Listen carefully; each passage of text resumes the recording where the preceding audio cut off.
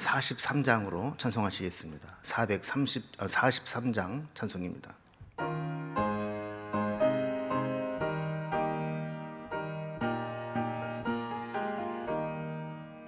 즐겁게 안식할 날, 반갑고 좋은 날, 내 마음을 편케 하니 즐겁고 기쁜 날, 이 날에 천하 만민 다 보좌 앞에서 참되신 삼위일체 다 찬송 부르네.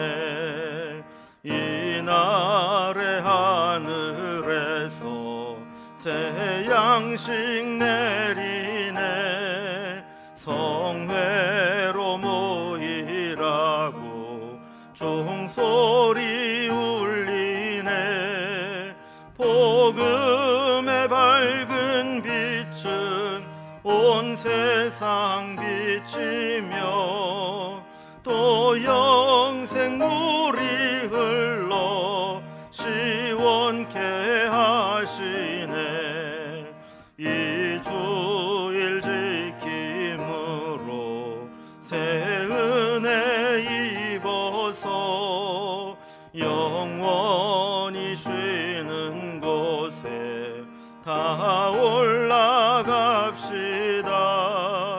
성부께 찬미하고 성자와 또 성령 참되신 삼위일체 다 찬송 부르세. 아멘. 아멘. 오늘 함께 하는 하나님 말씀은 구약성경 레위기 23장 1절에서 14절까지 말씀입니다. 레위기 23장 1절에서 14절까지 구약성경 180면에 기록되어 있습니다. 말씀을 제가 봉독하겠습니다. 여호와께서 모세에게 말씀하여 이르시되 이스라엘 자손에게 말하여 이르라. 이것이 나의 절기들이니 너희가 성회로 공포할 여호와의 절기들이니라. 여세 동안은 일할 것이요 일곱째 날은 쉴 안식일이니 성회의 날이라. 너희는 아무 일도 하지 말라. 이는 너희가 거주하는 각처에서 지킬 여호와의 안식일이니라. 이것이 너희에게 그 정한 때에 성회로 공포할 여호와의 절기들이니라. 첫째 달 열 나흔날 저녁은 여호와의 유월절이요 이 달 열 닷새 날은 여호와의 무교절이니 이래 동안 너희는 무교병을 먹을 것이요 그 첫날에는 너희가 성회로 모이고 아무 노동도 하지 말지며 너희는 이래 동안 여호와께 화제를 드릴 것이요 일곱째 날에도 성회로 모이고 아무 노동도 하지 말지니라. 여호와께서 모세에게 말씀하여 이르시되 이스라엘 자손에게 말하여 이르라. 너희는 내가 너희에게 주는 땅에 들어가서 너희의 곡물을 거둘 때에 너희의 곡물의 첫 이삭 한 단을 제사장에게로 가져갈 것이요 제사장은 너희를 위하여 그 단을 여호와 앞에 기쁘게 받으심이 되도록 흔들되 안식일 이튿날에 흔들 것이며 너희가 그 단을 흔드는 날에 1년 되고 흠 없는 숫 양을 여호와께 번제로 드리고 그 소제로는 기름 섞은 고운 가루 10분의 2 에바를 여호와께 드려 화제로 삼아 향기로운 냄새가 되게 하고 전제로는 포도주 4분의 1 흰을 쓸 것이며 너희는 너희 하나님께 예물을 가져오는 그날까지 떡이든지 볶은 곡식이든지 생 이삭이든지 먹지 말지니 이는 너희가 거주하는 각처에서 대대로 지킬 영원한 규례니라. 아멘.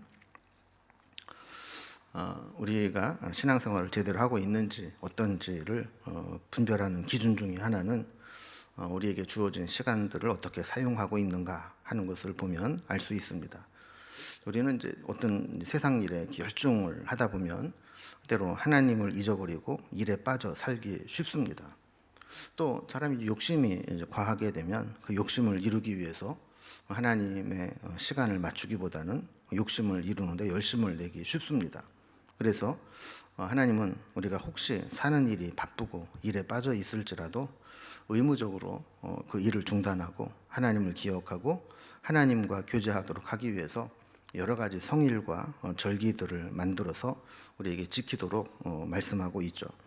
레위기 후반부로 넘어오면서 23장에서 25장까지는 여러 가지 이 절기와 성일에 대한 이 규정들을 말씀하시고 또 성막과 제단을 관리하는 법에 대해서도 우리에게 말씀을 해주고 있습니다. 그래서 오늘 본문은 여호와의 절기에 대한 서론과 안식일 그리고 유월절과 초실절에 대한 말씀을 주고 있습니다. 오늘 본문을 단락별로 좀 구분을 해보면 1절에서 3절까지는 여호와의 절기에 대한 이제 서론적인 규정과 안식일에 대해서, 그리고 4절에서 8절까지는 유교절로 시작되는 이 무교절에 대해서, 그리고 9절에서 14절은 이 초실절로 되어 있는데 사실 초실절이란 이름이 아니라 처음 익은 열매로 제사를 드리는 그런 절기에 대해서 우리에게 말씀하고 있는 것을 보게 됩니다. 먼저 첫 번째 단락을 봅니다. 여호와의 절기에 대한 서론과 또 안식일에 대한 규정입니다. 그래서 1절과 2절 말씀은 아까도 말씀드린 것처럼 여호와의 절기에 대한 이제 서론 부분이라 할 수 있습니다. 하나님께서 모세에게 백성들을 향해서 하나님 정하신 절기들을 성회로 공포하고 지키도록 하신 것이죠. 이 성회라는 말은 이제 거룩한 모임이라는 뜻 아닙니까? 그러니까 그 성회를 선포하면서 그 절기의 가장 기본이 되는 것으로 제일 먼저 안식일을 설명하고 있습니다. 오늘날 우리가 이제 안식일을 대신해서 주님이 부활하신 날 주일로 지키고 있죠. 3절 말씀을 보면 엿새 동안은 일할 것이요 일곱째 날은 쉴 안식일이니 성회의 날이라. 너희는 아무 일도 하지 말라. 이는 너희가 거주하는 각처에서 지킬 여호와의 안식일이니라 그랬습니다. 요즘 현대인들이 중요하게 생각하는 것 중에 하나가 워라벨이라는 개념입니다. 이 워라벨은 일과 생활의 균형, work and life balance라는 말에 어떻게 보면 한국식으로 이렇게 앞자를 따서 만든 이 워라벨이라는 말인데, 그러니까 일과 여가 생활 또 일과 나머지 일상들을 조화롭게 해서 행복한 인생을 추구한다라는 의미를 가지고 있습니다. 이제 우리나라도 선진국 대열에 들어섰기 때문에 죽도록 일만 하는 시대는 지났습니다. 사람들은 일하고 돈 벌고 하는 것도 중요하지만 좀 즐기고 자기 개발도 하고 적절한 사회 활동도 하고 이렇게 일과 일상을 조화롭게 사는 것을 원하고 있죠. 성경은 우리에게 무엇을 가르치고 있느냐 하면 워라벨이 아니라 일과 안식을 조화롭게 행하도록 가르치고 있습니다. 그래서 엿새 동안은 열심히 일하고 안식일이 되면 일하던 것을 중단하고 하나님을 예배하면서 하나님이 주시는 은혜로 재충전 받아 살라는 것이 절기와 성일에 대한 첫 번째 규례입니다. 이스라엘 백성들은 안식일에 쉬는 훈련을 광야 40년을 지나면서 계속해서 반복해 왔습니다. 우리가 잘 아는 대로 만나가 매일 내리게 되는데 안식일에는 내리지 않습니다. 그래서 안식일 전날이 되면 안식일 날까지 이틀분을 거두도록 했고, 실제로 안식일 날은 만나가 내리지 않았습니다. 아무리 기다려도 만나는 내리지 않고, 아무리 부지런하게 새벽부터 나가도 만나를 얻을 수가 없었습니다. 이것은 어떻게 보면 하나님께서 광야 40년 동안 이스라엘 백성들에게 안식일을 지키며 살아가도록 훈련시키신 것이죠. 그만큼 이 안식일은 중요하다라는 겁니다. 우리가 주일을 쉽게 생각하고 쉽게 범하지만 신앙의 기본이고 가장 우리가 중요하고 평생을 지키며 살아야 될 것이 바로 주일 안식일입니다. 안식일을 지킨다라고 하는 것은 우리의 시간의 주인이 하나님이시라는 고백이고 우리가 하나님을 중심으로 살아간다라는 고백이 됩니다. 그리고 우리는 이 세상의 욕심을 부리지 않고 하나님이 주신 것을 얻는다라는 것을 의미하죠. 그래서 욕심에 취해서 안식일도 없이 밤낮으로 죽도록 일하다가 몸 상하는 것이 아니라 적절한 쉼과 휴식을 통해서 하나님의 은혜를 지속적으로 누릴 수 있도록 하나님께서 배려의 법으로 주신 것이기도 하죠. 만약에 이런 안식일 규정이 없더라면 많은 사람들이 욕심을 부리고 더 많은 것을 얻기 위해서 안식일도 없이 쉼 없이 일하면서 일의 노예가 되고 결국 그들의 삶과 가정과 건강이 무너져 내릴 수 있게 된다는 겁니다. 하나님은 첫 번째로 이렇게 안식일을 지키도록 했고, 두 번째 지키도록 명령하신 것은 유월절로 시작되는 무교절 절기입니다. 4절을 보면 다시 이것이 너희가 정한 때에 성회로 공포할 여호와의 절기들이라 이렇게 소개를 하면서 유월절을 소개합니다. 5절을 보면 첫째 달 열 나흔 날 저녁은 여호와의 유월절이요 그랬습니다. 유월절이라고 하는 것은 이스라엘 백성들이 애굽에서 종살이 하다가 해방되어서 나오게 되는 결정적인 요인이 되는 날입니다. 애굽에 내린 10가지 재앙 중에 마지막 10번째 재앙이 장자의 죽음 재앙 아닙니까? 애굽 전역에 사람이든 짐승이든 장자는 다 죽어 나가게 되는데, 어린 양의 피를 문설주와 임방에 바른 집만은 이 장자의 죽음의 사자가 뛰어 넘어간 것을 기념하는 절기죠. 그래서 유월절이라고 하는 그 말 자체가 한자로 풀 때 사실은 우리가 의미를 알 수 있는데 넘을 유자에 넘을 월자를 씁니다. 그래서 유월이라고 하는 것은 뛰어 넘어갔다라는 뜻입니다. 그래서 영어로는 패스 오버했다라는 뜻이죠. 한 가지 의미 있는 것은 이 유월절이 히브리 달력으로 1월 정월이 된다는 것입니다. 그러니까 이스라엘 사람들은 그들의 1년의 기준이 유월절이 되는 거예요. 하나님께 구원받은 것, 하나님의 은혜를 입은 것, 여기에서부터 그들의 인생이 일상이 시작된다라는 겁니다. 그래서 히브리 달력으로 니산월 혹은 아비벌이라고 부르는데 이때가 정월이 되는 것이죠. 이 첫째 달 14일이 유월절이 됩니다. 그래서 14일 저녁에 어린 양을 잡습니다. 자, 그리고 6절에 보면 이달 15셋 날은 여호와의 무교절이니 이래 동안 너희는 무교병을 먹을 것이요 그랬습니다. 그러니까 14일 날 저녁에 유월절 양을 잡고 15일부터 21일까지 한 주간 절기를 지키는데 이때 무교병을 먹기 때문에 무교절이라 부른다는 거예요. 애굽에서 첫 번째 유월절을 경험하고 애굽을 빠져나올 때 저들은 아주 급하게 빠져나가도록 명령을 받았습니다. 그래서 비상식량이라도 해가지고 나가야 되는데 뭐 이렇게 발효를 시키고 누룩을 넣어서 발효시킨 빵을 만들 시간이 없습니다. 그냥 이 가루를 반죽해서 누룩 없는 채로 비상식량처럼 빵을 만들어 가게 되는데, 이 무교병이라는 것이 없을 무자에 누룩 교자를 써서 누룩 없는 빵이라는 의미죠. 그래서 이렇게 이스라엘 백성들이 광야에서 급하게 나오게 된 것을 기억하면서 이 무교병을 먹는 절기이기 때문에 이때를 무교절이라 부르게 되는 것입니다. 7절과 8절을 보면 유월절로 시작된 무교절을 지키는 방법이 나옵니다. 무교절 첫날과 마지막 날에는 성회로 모이고 아무 노동도 하지 말 것이라 그랬습니다. 그리고 이래 동안 여호와께 화제로 드리는 제사를 매일 드리도록 했습니다. 이걸 보면 이 유월절은 아까도 설명드린 것처럼 구원의 날입니다. 장자의 죽음 재앙에서 구원받고 살아남은 것을 기억하는 것이죠.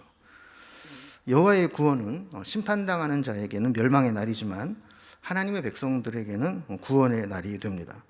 그래서 이스라엘 백성은 이 구원의 날, 이 유월절을 새해에 시작되는 정월로 지키게 하면서 하나님의 구원을 영원히 기억하게 한 것이죠. 그래서 유월절과 무교절은 다른 절기가 아니고 유월절이 그 다음 날 일주일 동안 무교절로 연결되는 같은 의미라 이렇게 보시면 되겠습니다. 우리도 이렇게 유월절을 지키는 것과 같이 은혜로부터 시작하는 겁니다.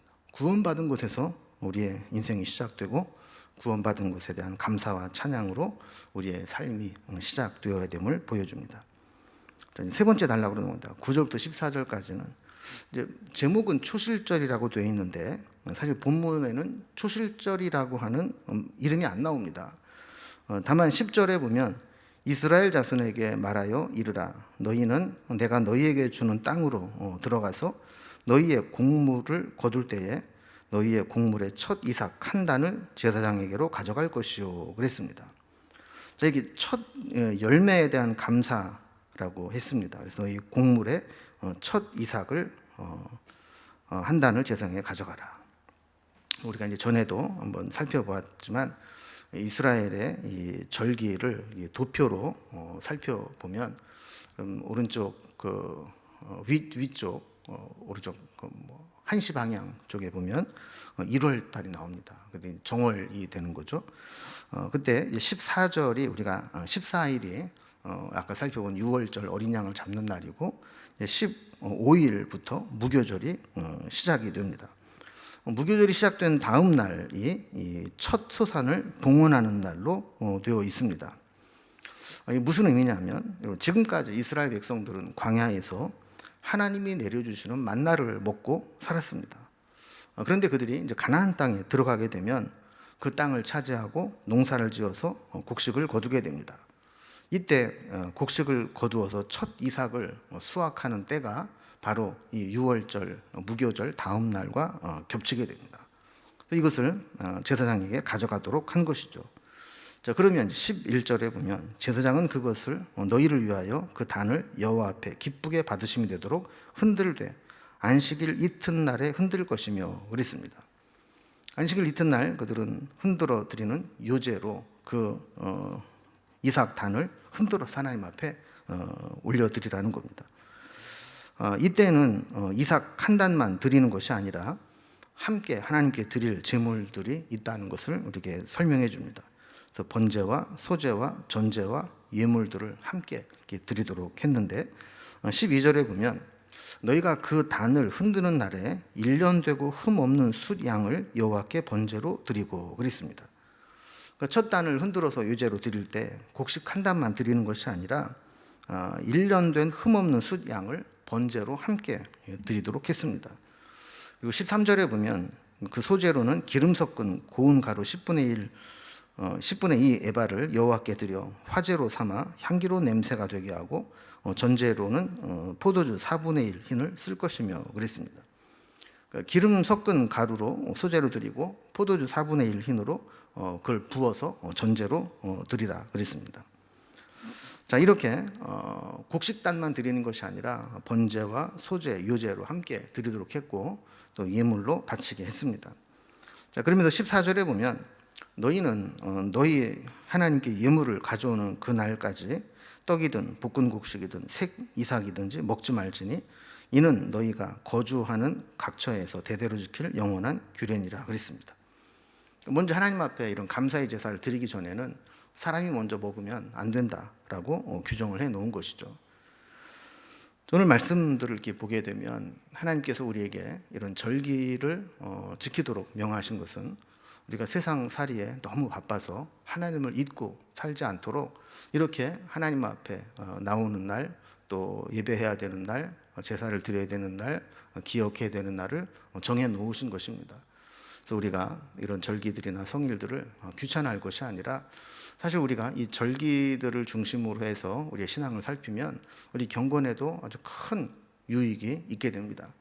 지금 우리가 율법적으로 구약의 제사와 절기, 유월절, 추실절 이런 것들을 다 문자적으로 지킬 필요는 없지만 그래도 우리가 교회가 지키고 있는 절기들 있지 않습니까? 예수님이 오시면서부터 우리에게 시작된 그런 부활절과 또 부활절 전에 고난주간 그리고 또 주님의 오심을 기다리는 대림절 그리고 성탄절 그리고 중간에 맥주감사주일, 추수감사주일, 또 송구영신 예배 여러 가지 절기들과 특별한 시간들을 통해서 우리 하나님을 더 깊이 만나고 우리 기억하고 또 하나님을 섬기는 그런 신앙이 되어야 한다는 것을 우리에게 교훈해주고 있습니다. 기도하겠습니다.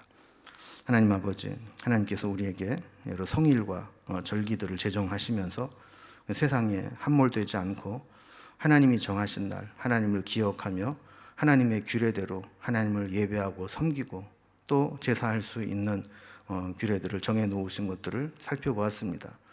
우리도 늘 우리의 삶이 하나님 중심으로 살아가게 하여 주시고 절기를 제정하신 목적을 우리가 잘 이해하고 하나님 중심으로 하루하루를 살아갈 수 있도록 인도해 주옵소서.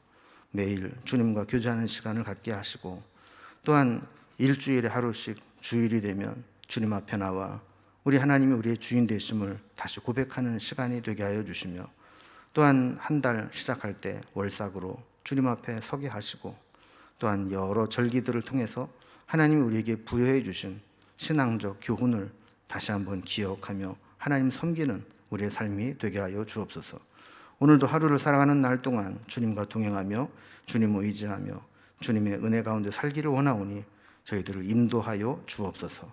예수님의 이름으로 기도드리옵나이다. 아멘. 각자 기도 제목들로 자유롭게 기도하시겠습니다.